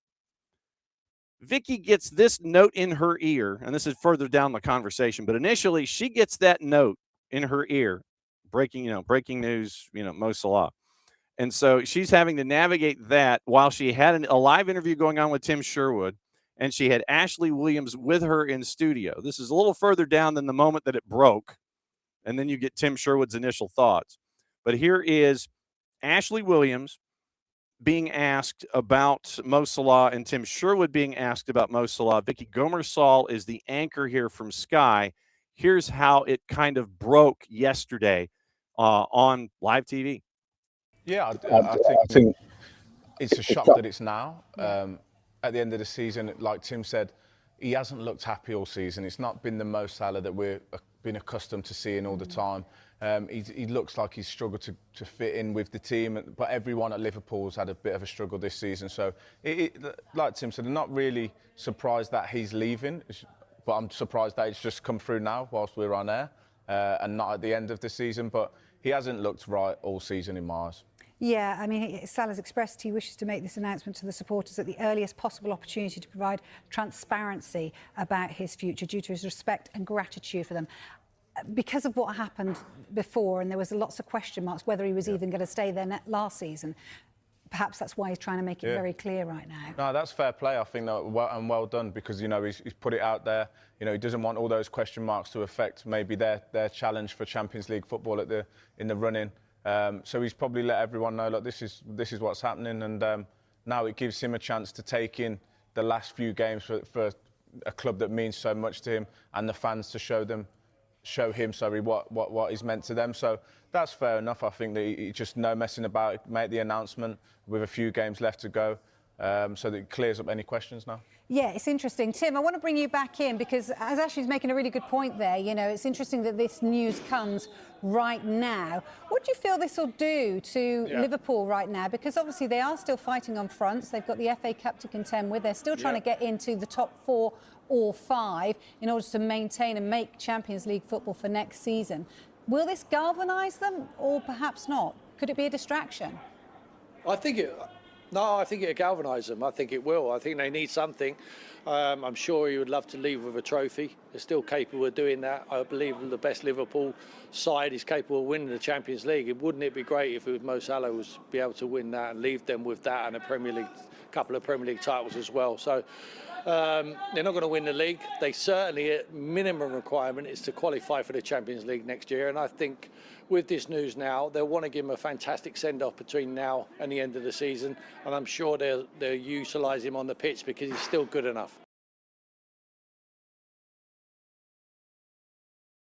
But there was a point earlier in the year where he was not in the squad, and they seemed to do better when he wasn't. So you kind of figured it was time. But that was how it was handled yesterday on live TV with Vicky Gomersall and Tim Sherwood and Ashley Williams. So where things are with Liverpool and looking at the standings, and obviously you're looking at no, I don't want to go there. It's like I don't want that one. No, I don't want to go there. I want to go here. All right. So if we go and look at the standings right now in the Premier League, and you look at the run-in and you look at where things stand for Liverpool, I don't think Arne Slot comes back as head coach. But I also figured that if you didn't fire him when you lost 6-7 in all comps at one point early in the year, that you weren't going to let him go at any point of the season. You're going to let it run its course, navigate it unless it completely fell off the handle. And then at the end of the season, it is what it is. And, thank you for your service. Liverpool right now, 5 points back of Aston Villa. Liverpool has lost 2 of 3, and they have 7 matches to go. Next match for Liverpool is against Fulham at Anfield on the 11th. So you figure that's going to be a fairly calm crowd, since that's the first home match after the announcement that Mo Salah made on social media yesterday. So you will have Liverpool going up against Fulham to start things off, and they are a part of that second chase group. If you want to say Manchester United and Villa are, first chase group at 55 and 54, Liverpool right now is a part of that second chase group that from 5th to 13th is separated by 7 points. So you're looking at 9 teams separated by 7 points for the run-in. Everybody's played 31 matches. Everybody's got 7 to go. And so you cannot take a break. You can't breathe. And it is going to be a run-in. I will guarantee you that. It is going to be a run-in in the Premier League, especially for European football. And as I've said, 7 points separating this entire group.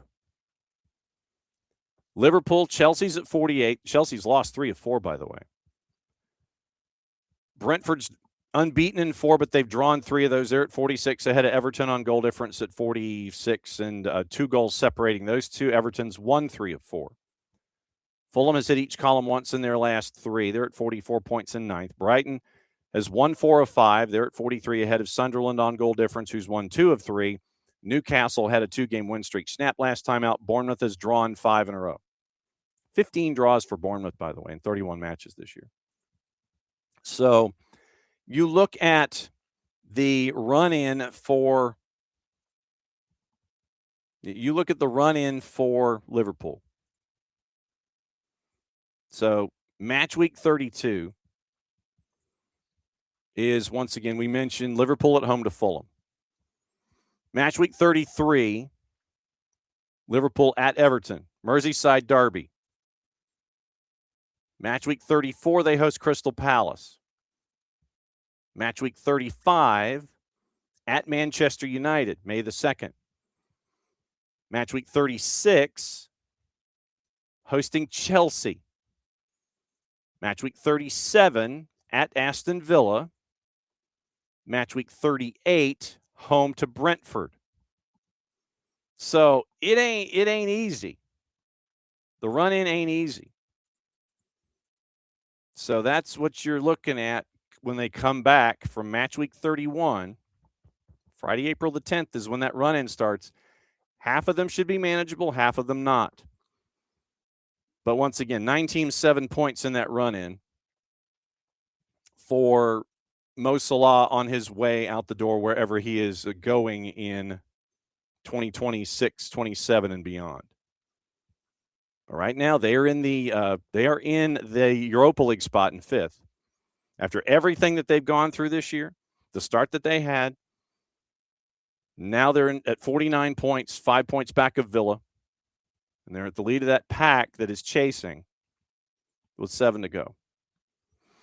So that's what you're staring at. Yes, Dell, thank you. Yeah, reminder in August, we got to do the Premier League fantasy group. Thank you. Yeah, we got to do that. So, yeah, when we get closer to Premier League, we got to do that.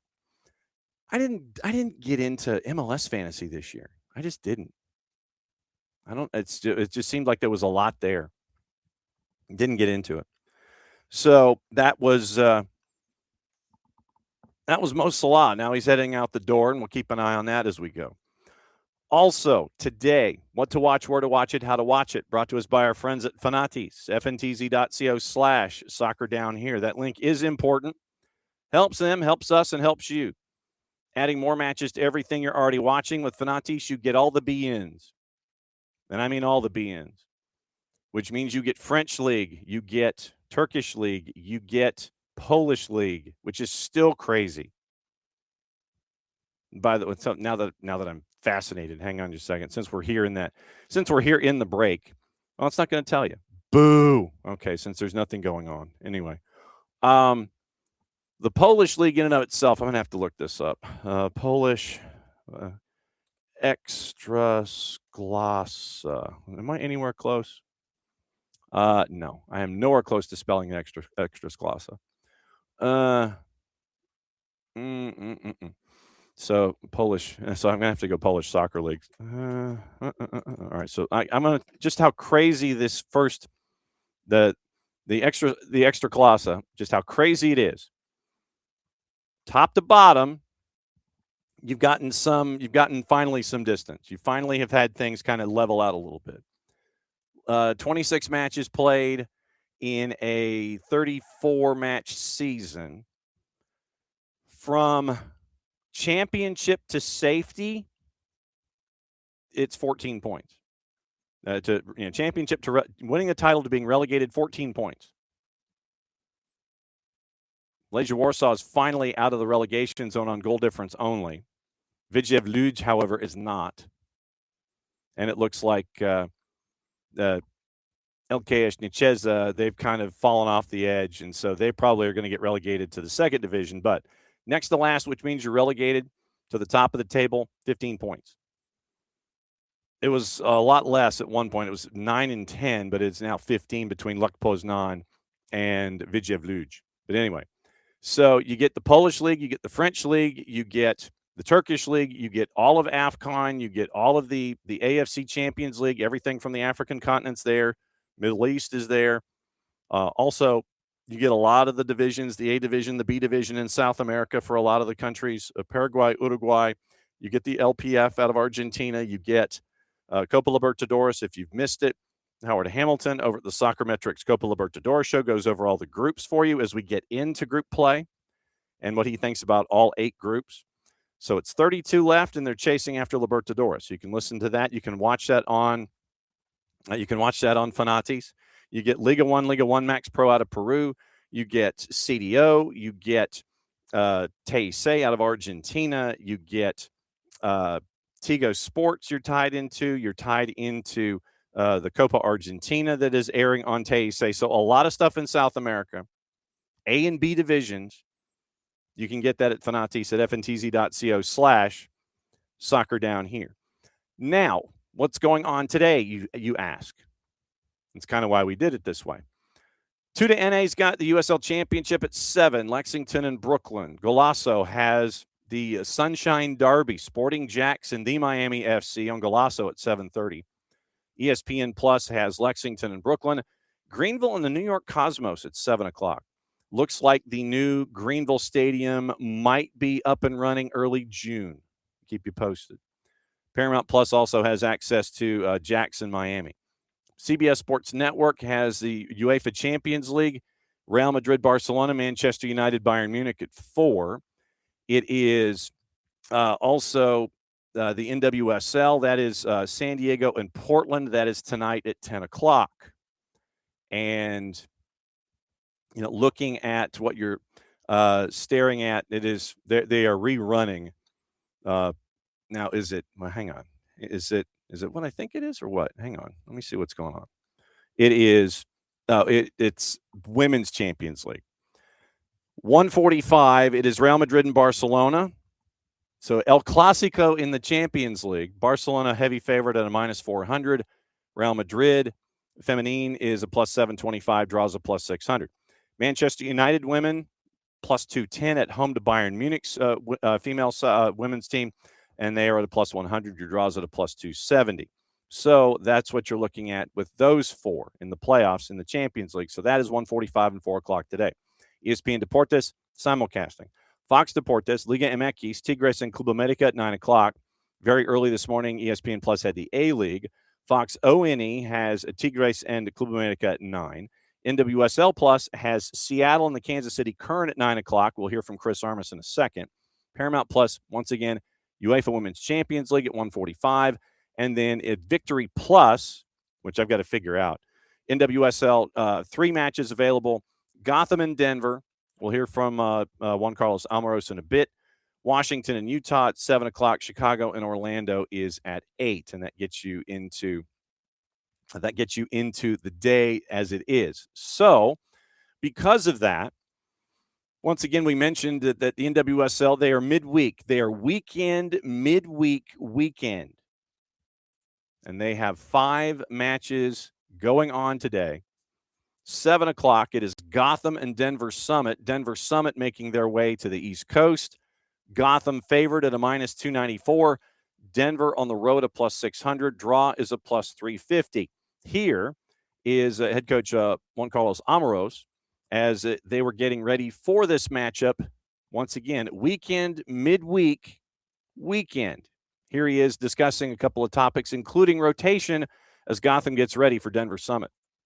Well, I think teams are normally very well structured on the defensive phases, and and they try to be, very compact on that phase of the game. And then when it comes to, they want to also try to be, protagonist with the ball. At the moment, obviously, are still assembling the team of great signings recently with Jazz, Delaney, Yamamoto. Those are, they will be important players for them. And on top, they are building a new team, and I think they've done so far a good job. So it's going to be definitely an interesting game, no?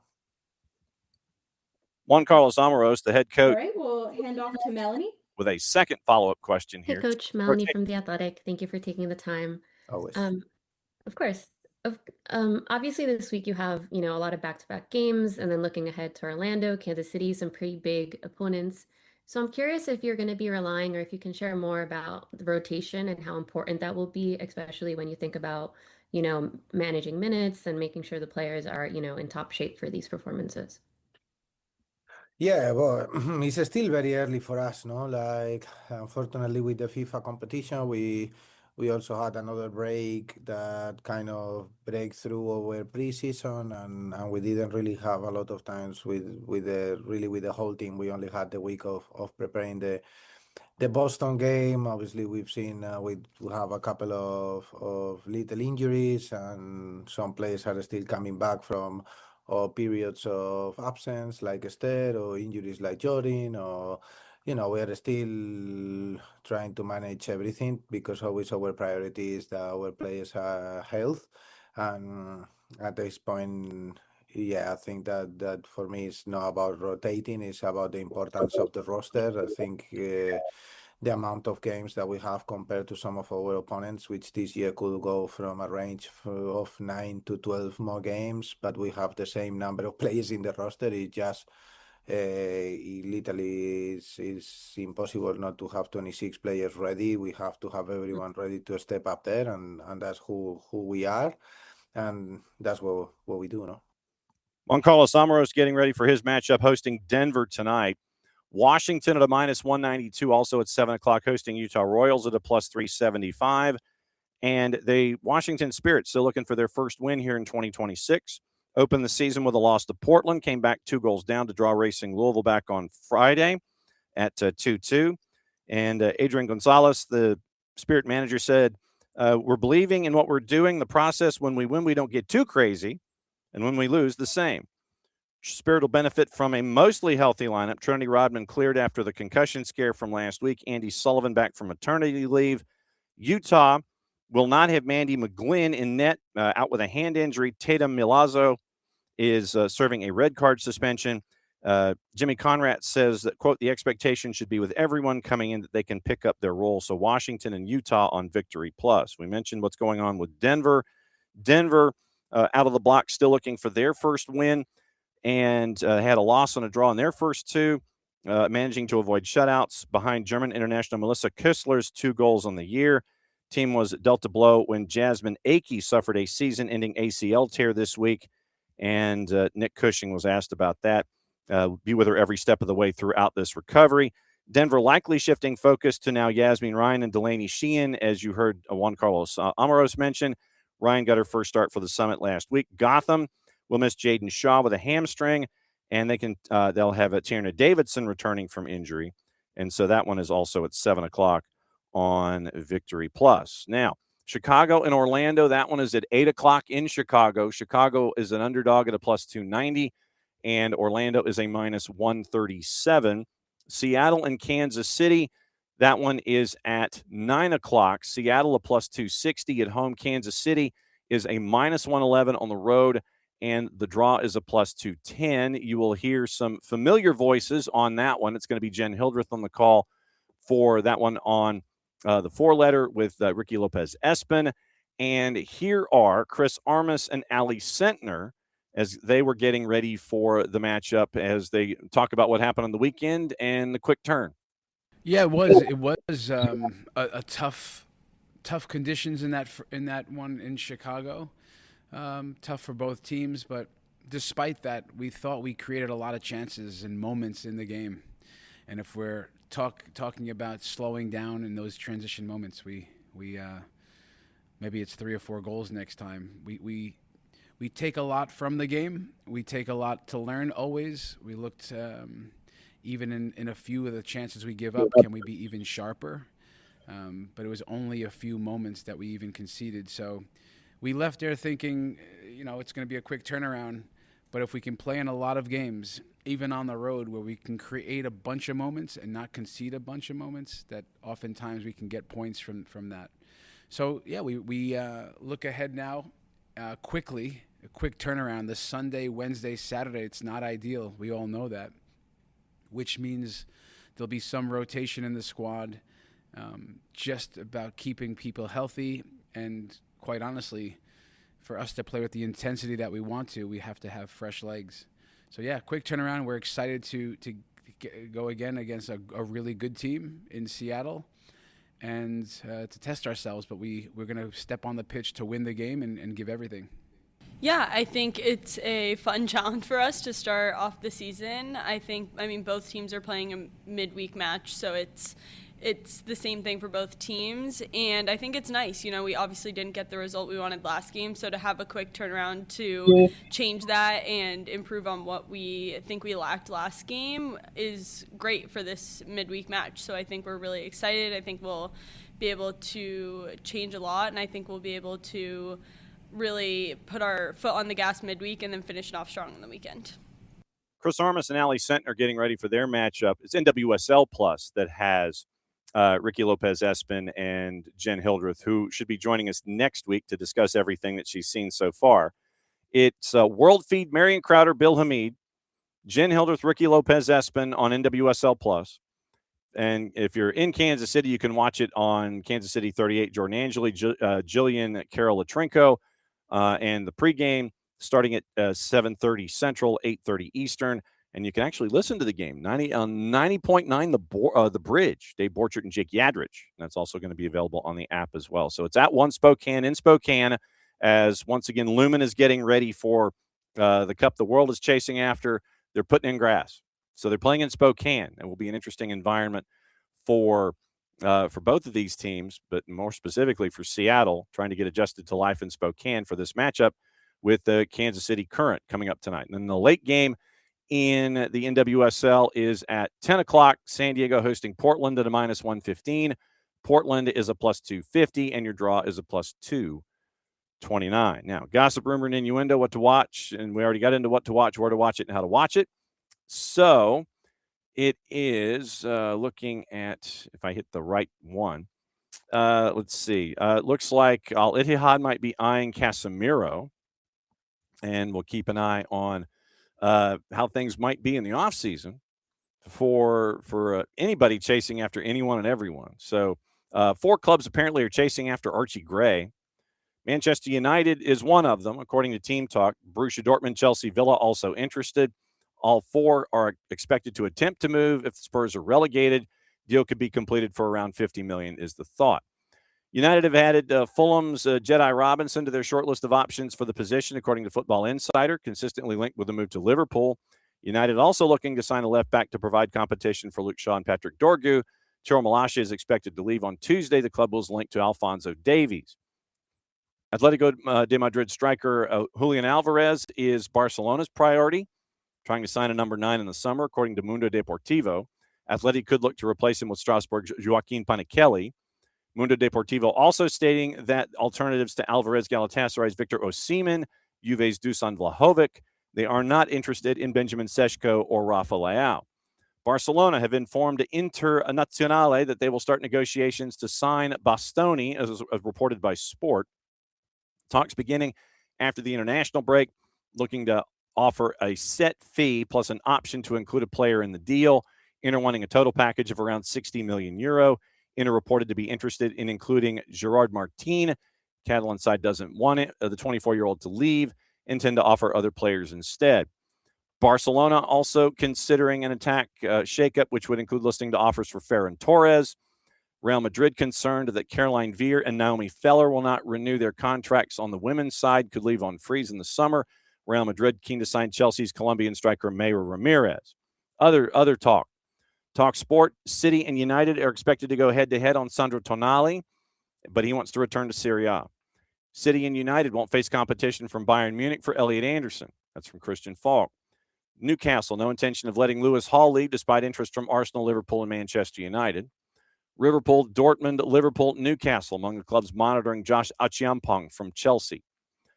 PSG forward Ibrahim Mbaye is on the radar of Aston Villa. He is 18. Nico Schlotterbeck getting closer to an agreement to renew at Dortmund. New deal will include a pro Real Madrid clause that will allow him to leave for a set fee, according to AS. Spurs willing to let Christian Romero leave in the summer. Atletico de Madrid, one of the clubs interested. Football Insider. Real Madrid's Antonio Rudiger, out of contract this summer, could move to Juve, Tutto Sport. Napoli want to sign Goretzka as a free agent from Bayern Munich, facing competition from Juve, Inter, Atletico de Madrid, and Arsenal. It's from Corriere dello Sport. PSG could swap Tottenham loanee Randall Colomawani for Jonathan David, according to Gazzetta. Dortmund and Bayern Munich, admirers of Tottenham defender Luka Vuskovic, 19, who's on loan at Hamburg and could leave Spurs if they're relegated. That's from Team Talk. Internazionale ready to make an offer for Manu Kone at Roma, could approach €50 million. Arsenal unwilling to entertain offers for Calafiori amid interest from Internazionale. Paulo Dybala's Roma contract is expiring. He's the topic of interest from Boca Juniors and Turkey, Gazzetta dello Sport. Villa, Roma, Fenerbahce are among the clubs interested in signing Dortmund's Julian Brandt as a free agent. Newcastle more likely to sign Lens goalkeeper Robin Risser than Spurs due to their hopes of playing European football. Galatasaray midfielder Gabriel Sara is being monitored by Villa, Newcastle, Brighton, Brentford, and Bournemouth. And Benfica center back Antonio Silva, whose transfer is valued anywhere from 15 to 25 million euro, could move in the summer and has received concrete interest from Bundesliga clubs. That's from Florian Plettenberg. So that's your gossip, rumor, and innuendo. You know what's going to be on TV. It's going to be a lot of women's soccer this afternoon and tonight. And we are getting ready on a couple of different fronts to get you ready for the high school games of the week. And those are tomorrow. We're going to be in Hogansville for it is Morgan County at Callaway. And so we'll have those for you, and I'll be down there tomorrow afternoon and evening for those matches, and those will be on the network once again. Go to soccerdownhere.net, hit the listen tab, and you'll find out what channel is up and running. You see which one's going live, and it's got the red bar, and it's off and running. You click on that. You can listen to the two matches from Hogansville.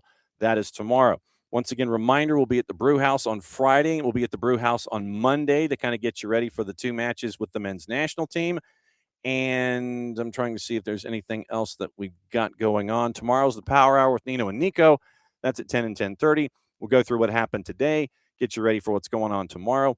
And on Friday, it is we're going to catch up with the number one team in the highest classification in the state of Georgia, Jose Rodriguez, the head coach of Meadow Creek, who loses to Peachtree Ridge last night 5-1. He'll be on with us batting leadoff on Friday. We'll catch up with our friends from Beyond Goals. Casey White's going to join us at 10 o'clock, 10:30. We'll get you ready for the weekend and all of the things. And so that is another go-round of what's going on here at SDH AM. Thanks for dropping by. Thanks for Dylan for coming in and answering our questions. And it was a very newsy show today. Getting you ready for tonight after what happened in Sacramento, getting you ready for the possibilities for Mo Salah. A lot of news on the board today. See what happens tomorrow. We'll catch up with the men's national team, find out what's going on there, all your other news, and get you ready for the day with Nino and Nico coming in hour number 2. So back here again in about 50 minutes for Red Clay Soccer Report. It's a trip to Hartville. Find out what's going on at Hart County. We've got your schedules, your rankings, news and notes, all the things coming up in one place. Red Clay Soccer Report right here on the SDH Network coming up at noon, because it's noon and it's Wednesday and it's high school soccer season. So from all of us here to all of you there, let me say hi to everybody who was here before we get out the door. I saw Lokeville had dialed in. Dell, good morning. It was, let's see, Kefsey is here and was here. Ricky, good morning. And I saw Lokeville. I saw Kefsey. And let's see, who else was in? Abby was in this morning before she had to go and do real world things. Morning, David. And who am I missing here? So there's Dell, there's Abby, there's David, and that catches us up. So for all of you that don't necessarily feel like you need to participate in the Twitch pitch, thanks for hanging out with us as you always do Monday through Friday here in this particular time slot, wherever you are on the planet. Thanks for watching on the archive. Thanks for listening in on your favorite podcatchers. We'll dial it up again tomorrow morning at 9:05 for SDH AM. Coming up top of the hour, Red Clay Soccer Report. We look at everything going on, the number 3 state in the country when it comes to high school soccer. Since it is the end of the show, that means one thing. Get to do this. Back at it again, top of the hour. Red Clay coming around the corner.